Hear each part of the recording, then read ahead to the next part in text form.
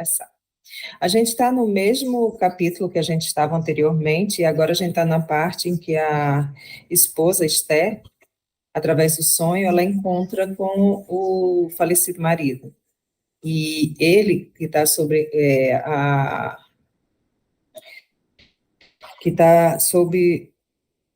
a influência do Alexandre, né, vai conversar com ela, para que ela volte mais confiante, que ela sinta menos tristeza e consiga seguir em frente. E a gente está nessa parte aqui, talvez seja melhor voltar só um pouquinho, para a gente entender um pouco melhor. Eita, aqui eu não vou conseguir nada. Então, eu posso ler. Pode ler? Deixa eu só voltar só um pouquinho aqui acima, aí você lê, tá bom? Aqui, ó. Pode começar daqui, ó. Volta para nossa casa e alegra-te. Ele está só lembrando que ele está sob a influência do Alexandre, porque, na verdade, ele queria falar toda a verdade, né? E a gente isso já também foi motivo até de uma discussão aqui, de um bate-papo. Mas pode continuar a partir daí, por favor. Volta para a nossa casa e alegra-te. Não tenhas medo da necessidade. Nunca nos faltará a bênção do pão. Procura a alegria do trabalho honesto e semeie o bem através de todas as oportunidades que o mundo te ofereça. A prática do bem dá saúde ao corpo e é alegria ao espírito. E Deus, que é bom e justo, abençoará nossos filhinhos para que eles sejam felizes ao teu lado. Não te demores mais. Volta confiante. Guarda a certeza de que eu estou vivo e de que a morte do corpo é somente a necessária transformação. Compreendendo que a oportunidade do reencontro estava a esgotar-se, revelou à ansiosa esposa extrema curiosidade e aflição, fitando o companheiro através das lágrimas, e perguntou: Raul, antes que vá, diz-me francamente, o que aconteceu? Quem te roubou a vida? Notei que o interpelado mostrou no olhar terrível angústia ante a indagação inesperada. Quis, talvez, confessar a verdade, fazer luz em torno de suas experiências extintas. Mas o socorro magnético de Alexandre não se fez esperar. Jato de intensa luminosidade partiu da mão do orientador, que a essa altura da conversação mantinha sobre a fronte do suicida a destra protetora. Transformou-se-lhe a expressão fisionômica, estabelecendo-se-lhe a serenidade e a coragem. Novamente calmo, Raul falou à companheira. Esther, os processos da justiça divina não se encontram ao dispor de nossa apreciação. Guarda contigo a certeza de que estamos sendo instruídos todos os dias e em todos os acontecimentos. Aprende a procurar, antes de tudo, a vontade de Deus. A pobre viúva desejou prolongar a palestra, adivinhava-se-lhe, através dos olhos aflitos, o intenso propósito de continuar bebendo sublimes consolações no momento. Mas Alexandre tomou-lhe o braço e recomendou-lhe a necessidade de despedir-se. A esposa chorosa não relutou, concentrando toda a sua capacidade afetiva nas palavras, disse adeus ao suicida e beijou-lhe as mãos com infinito carinho. Algo distante da organização hospitalar de emergência, confiou-a o instrutor aos cuidados de Romualda e regressou em minha companhia. Não consegui ocultar minha enorme admiração por semelhante serviço de assistência. Alexandre percebeu meu estado da alma e falou comovidamente. Segundo observa, o trabalho de socorro pede muito esforço e devotamento fraterno. Não podemos esquecer que Raul e Esther são dois enfermos espirituais, e nessa condição requer muita compreensão de nossa parte. Felizmente, a viúva regressa cheia de novo ânimo E o nosso amigo, sentindo a extensão dos cuidados de que se está sendo objeto e notando por si mesmo quanto pode auxiliar a companheira encarnada, dar-se-á pressa em criar novas expressões de estímulo e energia no próprio coração. Impressionado, contudo, em vista do dilaceramento havido em seu organismo espiritual, indaguei. E a região ferida? Raul experimentará semelhantes padecimentos até quando? Talvez por muitos anos, respondeu o instrutor em tom grave. Isso, porém, não o impedirá de trabalhar intensamente no campo da consciência, esforçando-se pela reaproximação da bendita oportunidade regeneradora. Outros problemas afloravam-me à ideia. No entanto, o instrutor precisava ausentar-se em demanda de incumbências difíceis, nas quais não poderia eu acompanhá-lo. Pedi-lhe permissão para seguir de perto o trabalho de assistência levado a efeito por Romualdo, recebendo-lhe a generosa aprovação. Desejava saber até que ponto se confortara a viúva aflita e observar-lhe o proveito daquele reencontro, que traduzia elevada concessão. No dia seguinte, voltei ao lar modesto, justamente por ocasião do almoço familiar. Romualdo andava ativo, o ambiente interno adquirira novo aspecto. As entidades viciadas não haviam desaparecido totalmente, mas o seu número fora consideravelmente reduzido. Amparando a sua protegida, a irmã... Cibele, deixa eu só fazer um pequeno comentário, só para a gente refletir, né, em cima de tudo isso que aconteceu nessa família, né, que ela pediu socorro, né, pediu ajuda ao alto, a ajuda foi concedida, e quando teve toda aquela história de que ele deveria falar ou não falar toda a verdade, né, o quanto que ele não mentiu, mas ele só deixou para mais para frente, para quando ela tivesse condições de entender tudo aquilo, é que ela ficasse sabendo da verdade, de fato. E o quanto isso trouxe um novo ar até para o lar dela, com novas forças, nova energia, tudo vai se modificando, até as entidades que estavam se aproximando daquela tristeza, de toda aquela angústia, se comprazendo do mal que tinha ali, né? Foram se afastando. E quanto que a prece é importante, o quanto que manter os nossos pensamentos mais elevados, mais otimistas possível, modifica o que está ao nosso redor. É só isso que eu queria falar. O plano espiritual trabalha sempre com as verdades relativas, né? Não são mentiras, são relativas à nossa consciência, né? Eles não corrompem consciência, eles são de acordo com as o que nossas necessidades. Pode absorver. Então a gente nunca tem as verdades absolutas, a gente vai galgando, né? Aos poucos, até na assistência. Eu achei importante também aquela parte que ele fala, né? Que ele está ainda com a ferida, né? Está machucado do processo de desencarnação dele, e isso não impede ele de trabalhar, né? Eu fiquei refletindo, assim, no meu caso, né? Quantas coisas acontecem que eu vou adiando, coisas muito pequenas, vou dizendo, depois eu começo a trabalhar, depois eu faço isso, parece que as coisas pequenas são pesadas. E não, a gente não precisa estar 100%, né? A gente sempre pode fazer um pouquinho e ir seguindo em frente.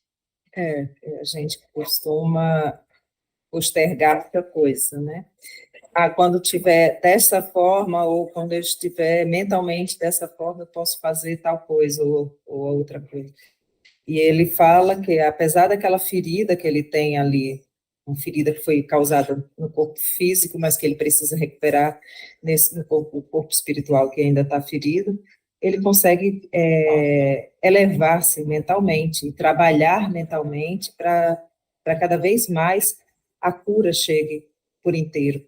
Muito interessante, realmente. Amparando a sua protegida, a irmã auxiliadora recebeu-me com amabilidade. Notificou-me que a viúva amanhecera muito melhor e que ela, Romualda, fizera o possível por manter-lhe a recordação plena do sonho.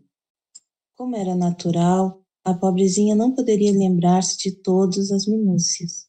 Entretanto, fixara as impressões culminantes, suscetíveis de acordar-lhe a divina esperança e restaurar-lhe o bom ânimo.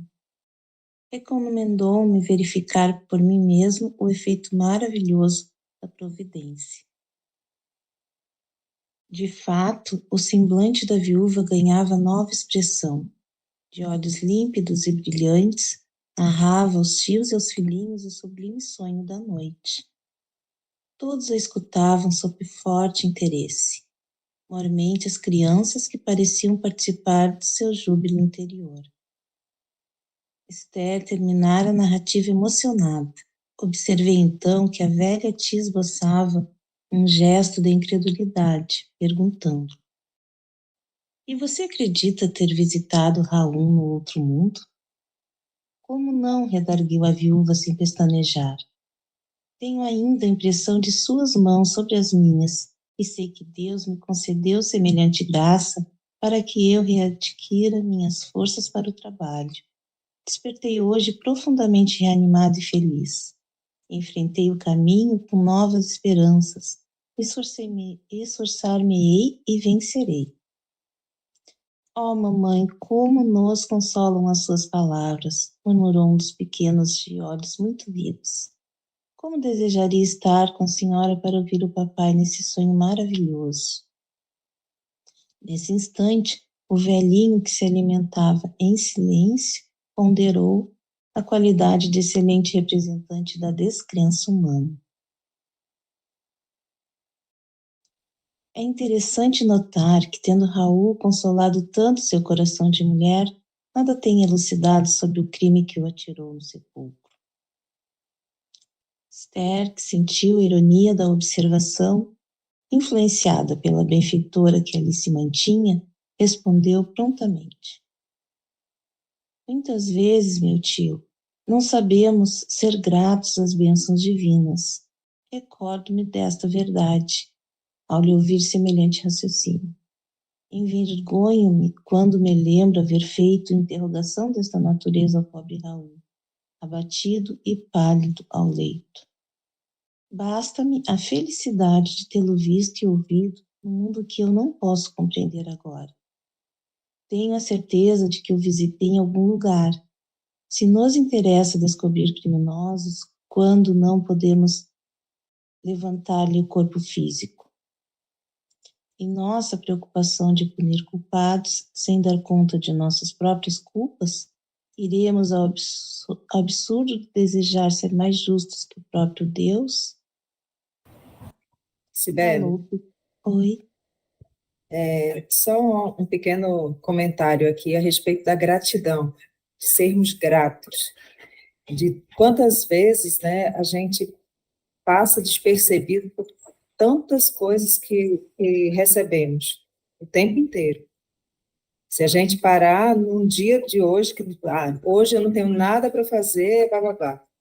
Mas se você olhar para fora, você já consegue enxergar uma árvore, o sol, você consegue ver. Você pode ser grato por aquilo, né? Você pode ser grato por tantas bênçãos que você tem durante a sua vida, o tempo inteiro.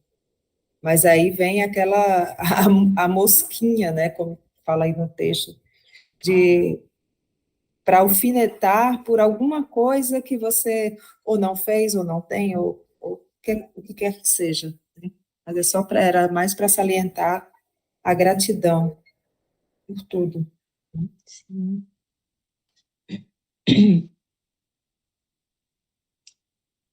Calou-se o tio pensativo e observei que as crianças sentiam imensa alegria pela resposta maternal. coração de Esther penetrara a zona lúcida e sublime da fé viva, absorvendo paz, alegria e esperança a caminho de uma vida nova. Ao me despedir, felicitei Romualda pelo seu nobre trabalho.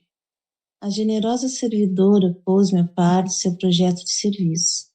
Permaneceria mais estreitamente ao lado da viúva, insuflando-lhe coragem e bom ânimo, e na semana próxima contava com a possibilidade de cooperar no sentido de organizar-lhe serviço bem remunerado. Admirei-me ouvindo o programa, principalmente no que tocava auxílio material. Entretanto, Romualda aduziu muito calmo.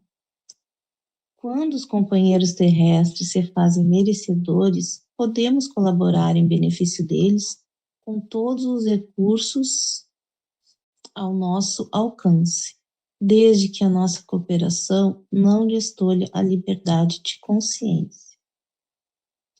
Roguei-lhe então o obséquio de admitir-me o concurso no dia aprazado para os serviços finais. Romualda aqueceu bondosamente e, passada uma semana, fui por ela avisado quanto à medida de conclusão dos trabalhos de assistência. Voltei ao lar da viúva em companhia da digna servidora espiritual que me recomendou. Faça o favor de assistir nossa amiga enquanto vou buscar a pessoa indicada para auxiliá-la. Já movimentei todas as providências cabíveis na situação e não temos tempo a perder. Mantive-me ali em profunda curiosidade e, decorridas 3 horas aproximadamente, alguém bateu à porta, chamando-me a atenção.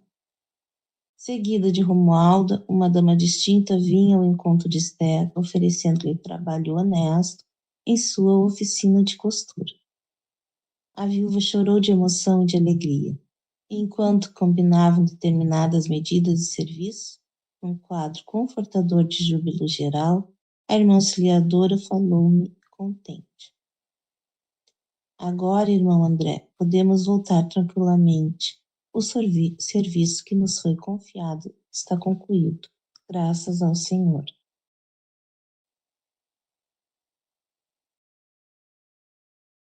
Preparação de experiências. Dispunhamos, Alexandre e eu,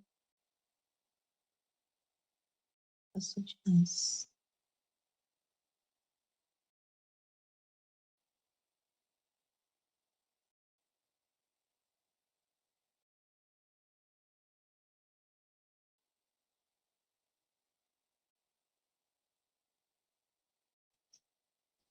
Dispunhamos, Alexandre e eu, a regressar à nossa sede espiritual de trabalho, quando o orientador foi procurado por um companheiro de elevada expressão hierárquica, que me saudou igualmente, demonstrando grande apreço e carinho. Serei breve, disse ele ao meu instrutor, que eu atendi solícito. O tempo não me permite longas conversações. E, modificando a expressão fisionômica, acentuou. Lembra-se de Segismundo, nosso velho amigo? Como não? Redarguiu o interpelado. Ambos lhe devemos significativos favores de outro tempo. Pois bem, tornou o visitante. Segismundo necessita colaboração urgente. Reconheço que você não é especialista em trabalhos referentes à reencarnação. No entanto, sinto-me compelido a recorrer ao concurso dos amigos. O novo companheiro fez pequeno intervalo e continuou. Não se esqueceu você de que o nosso amigo, não obstante os rasgos de generosidade, assumiu compromissos muito sérios no passado? Sim, respondeu o orientador. O drama dele vive ainda em nossa memória. Segismundo, presentemente, prosseguiu o outro. Voltará ao rio da vida física. A situação assim o exige e não devemos perder a oportunidade de encaminhá-lo ao necessário resgate. Segundo está informado, Raquel, a pobre criatura que ele desviou, em nossa época de laços afetivos mais fortes, e Adelino, o infeliz marido que o nosso irmão assassinou em lastimável competição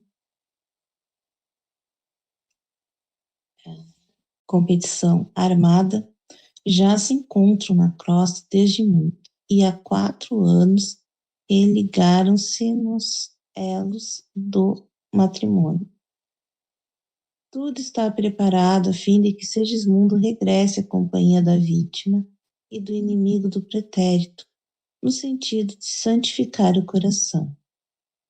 Será ele, de conformidade com a permissão de nossos maiores, o segundo filhinho do casal. Todavia, estamos lutando com grandes dificuldades para localizá-lo. Infelizmente, Adelino, que lhe será o futuro pai transitório, repele-o com calor. Tão logo surgem as horas de sono físico, trabalhando contra os nossos melhores propósitos de harmonização. Em vista disso, o trabalho preparatório da nossa experiência tem sido muito moroso e desagradável. E Segismundo, indagou o mentor preocupado, qual a sua atitude dominante? Herculano, mensageiro que nos visitava, informou com fraternal interesse. A princípio, animava-se da melhor esperança.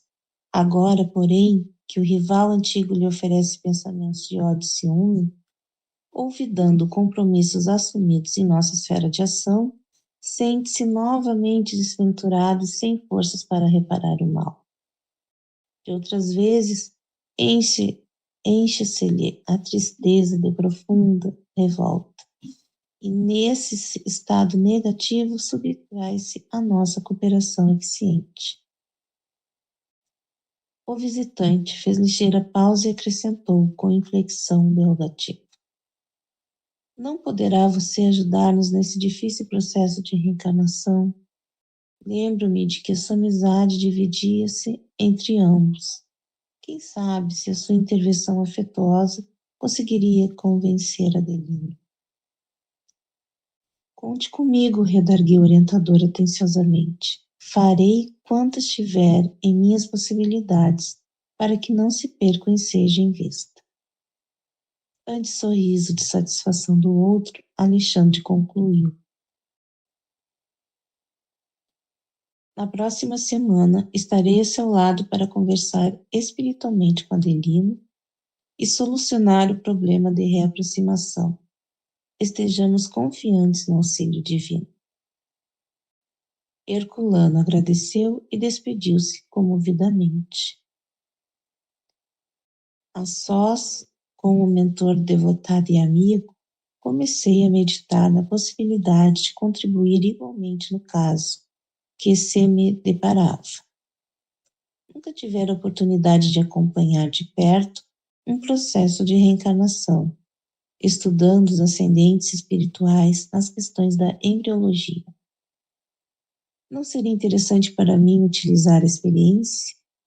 Nesse propósito, dirigi-me ao instrutor sem falar, porém da minha pretensão em sentido direto. Notável para mim a solicitação de hoje, exclamei.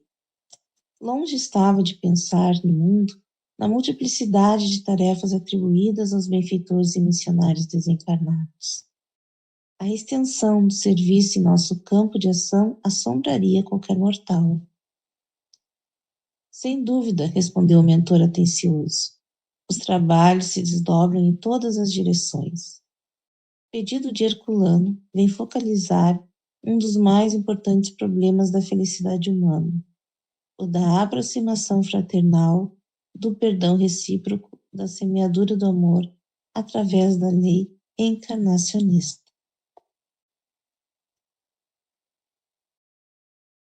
Alexandre meditou alguns momentos e continuou. O caso é típico. O drama de Segismundo é demasiadamente complexo para ser comentado em poucas palavras. Basta, todavia, recordar que ele, Adelino e Raquel são os protagonistas culminantes de dolorosa tragédia, ocorrida ao tempo de minha última peregrinação pela crosta. Em seguida, a uma paixão desvairada, Adelino foi vítima de homicídio, Segismundo do crime e Raquel do prostíbulo. Desencarnaram, cada um por sua vez, sob intensa vibração de ódio e desesperação, padecendo vários anos em zonas inferiores. Mais tarde, por intercessão de amigos redimidos, os antigos cônjuges obtiveram a volta ao corpo físico, a fim de santificarem os laços sentimentais e se reaproximarem dos antigos adversários.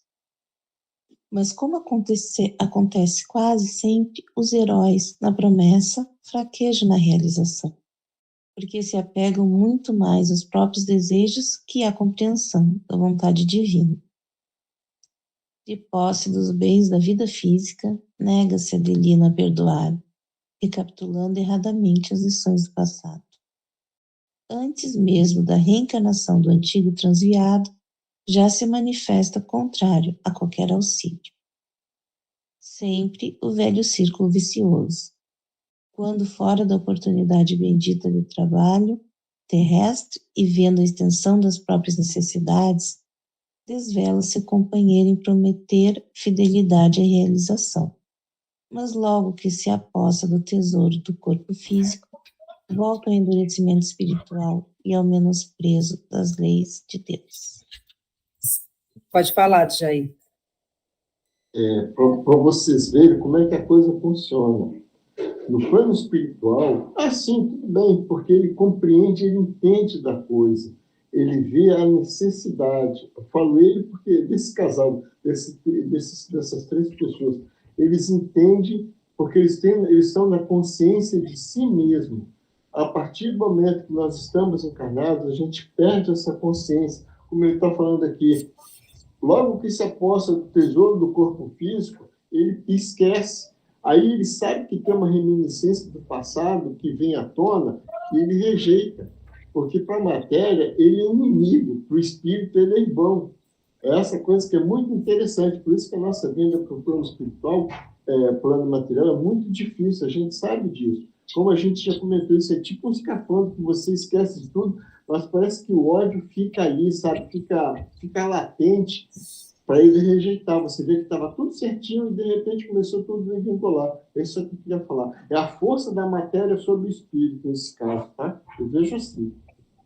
É interessante também que você vê, às vezes, né, pessoas que não conseguem conviver bem com o pai, com a mãe, com o irmão, com, sei lá, parente qualquer, ou com outras pessoas que fazem parte do seu ciclo, que não têm um entendimento de por que aquilo acontece, né? Por que aquela rejeição, por que aquele sentimento esquisito, né?